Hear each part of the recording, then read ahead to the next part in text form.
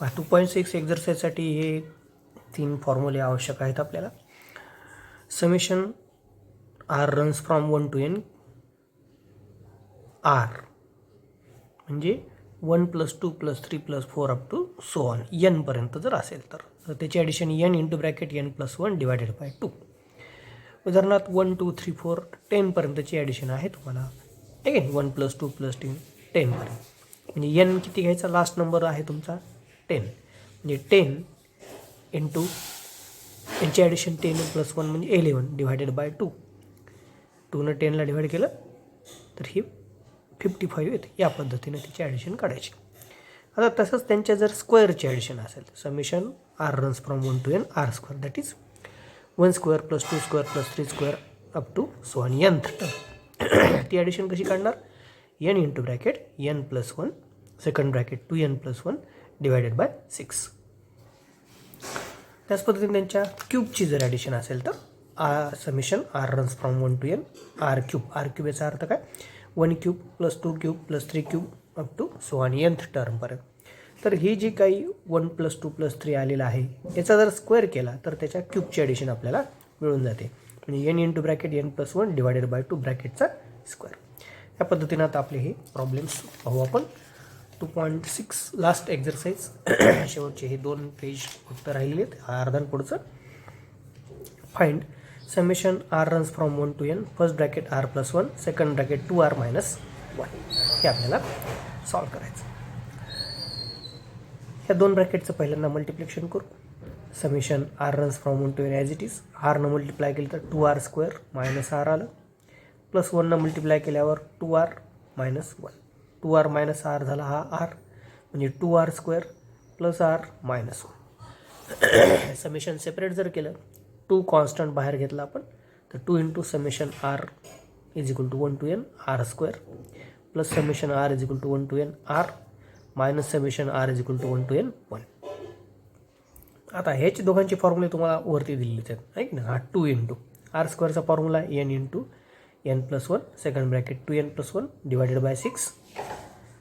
r साठी n into bracket n + 1 divided by 2 आणि 1 साठी काय करणार आपण, 1 + 1 + 1 + 1 + समजा असं 10 पर्यंत घेतले तर किती येणार आहे 10.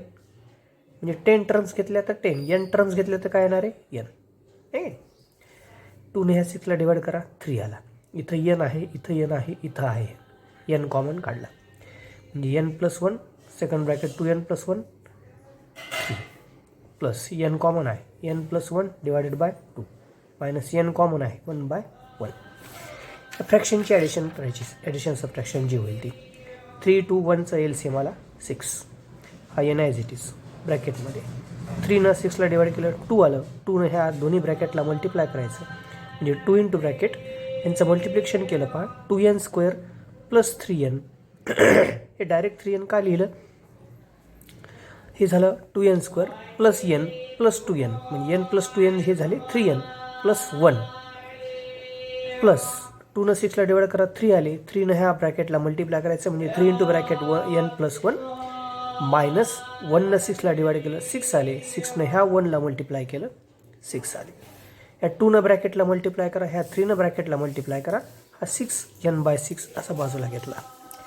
2नं मल्टिप्लाय केल्यावर हे 4n² झाले plus 6n plus 2 plus 3n plus 3 minus 6.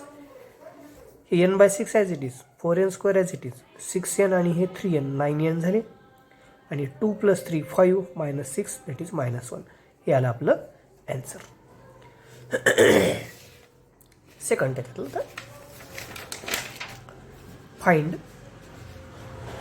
Summation R runs from 1 to n ब्रॅकेटमध्ये पहा 1 cube + 2 cube + 3 cube up to so on r³ लिहिलेलं आहे divided by r into bracket r + 1. आता हा 1 क्यूब + 2 क्यूब + 3 क्यूब ह्याचा अर्थ काय आहे, r³ आहे नाही. ही समेशन इथं राहिली, हे समेशनचं सिम्बॉल, ही सुद्धा एक प्रकारचे समेशन आहे. मग ह्याला समेशन स्वरूपात जर लिहिलं आपण तर समेशन i = ह्याला मुद्दाहून i आपण वेगळा घेतला 1 to r पर्यंतच घ्यायचं आपल्याला r³. हा भाग r इंटू ब्रॅकेट r + 1 तसाच आहे. आता हे summation r is equal to 1 to n as it is. ह्याची जी समेशन त्याचा फॉर्म्युला काय आहे आपल्याजवळ, n into bracket n plus 1 divided by 2चा स्क्वेअर. इथे यांच्या ठिकाणी काय घ्यायचं आहे आपल्याला, आर, म्हणजे r into bracket r plus 1 divided by 2 त्याचा स्क्वेअर, म्हणजे आरचा स्क्वेअर झाला, आर प्लस 1चा स्क्वेअर झाला, आणि 2 जो होता त्या 2चा स्क्वेअर काय झाला 4. आणि हा आर आणि आर प्लस 1 हे दोन्ही मात्र ॲज इट इज आहेत. आता त्याच्यात काय कॅन्सल होऊ शकतं, एक आर प्लस 1 कॅन्सल होईल, न्यूमरेटरमध्ये एक आर प्लस 1 राहील, एक आर पण कॅन्सल होईल, आहे की नाही. म्हणजे r into bracket r plus 1 न्यूमरेटरमध्ये राहिलं आणि हा 4. हे समेशन ॲज इट इज. आता ह्या दोघांचं मल्टिप्लिकेशन करून घेऊ आपण, आर स्क्वेअर प्लस आर आला, आणि मग ह्याचं समेशन घेऊ. हे समेशन घेताना हा जो 4 डिनॉमिनेटरचा आपण बाहेर घेऊ शकतो तो घेतला आपण 1/4.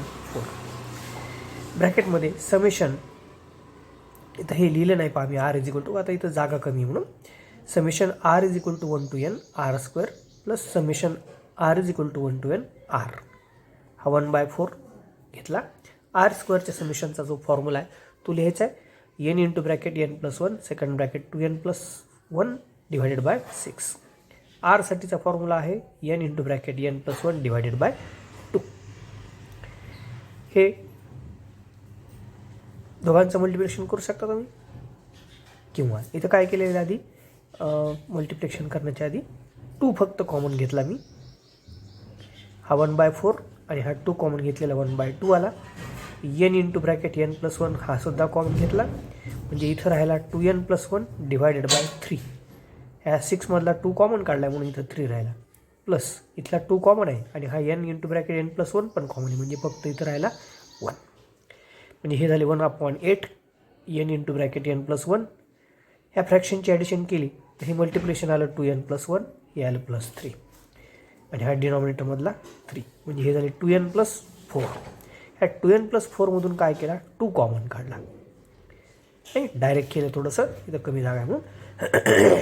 2 कॉमन काढल्यावर काय येईल, n प्लस 2 राहील, म्हणजे हा n into bracket n plus 1. 2 common काढल्यामुळे 2 इंटू ब्रॅकेट n प्लस 2, आणि हा 8 इंटू 3 हे आले 24. ह्या 2नं परत 24ला डिवाइड होऊ शकतं, म्हणजे n into bracket n plus 1 another bracket n plus 2 divided by 2नं डिवाइड केल्यामुळे हे आले 12. हे आलं त्याचं ॲन्सर.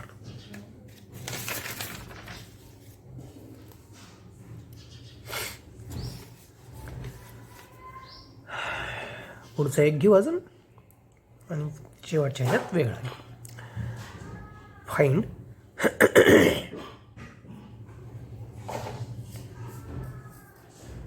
किंवा ठीक आहे, नेक्स्ट व्हिडिओ आपण लास्ट 10th करू त्याच्यात.